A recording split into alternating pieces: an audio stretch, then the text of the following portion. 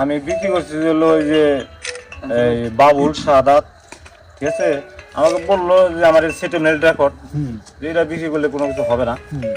আর আমার বাড়ি হলো সখীপুর থানায়, ফতেরাজা বাড়ি হলো ডাকঘর।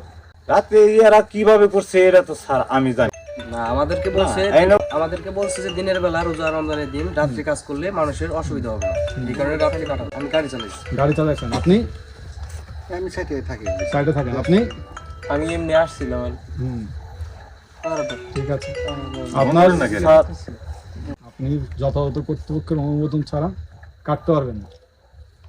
আপনারা যে পরিমাণ খনন করেছেন ওটা কি পুকুর বগে?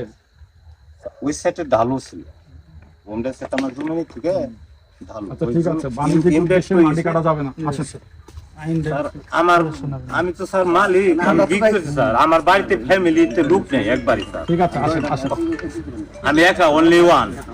আমার রেখে গেলে স্যার আসেন আসেন আসেন, আপনি মেইন অপরাধী। আর প্রথমবারের মতো ফার্ম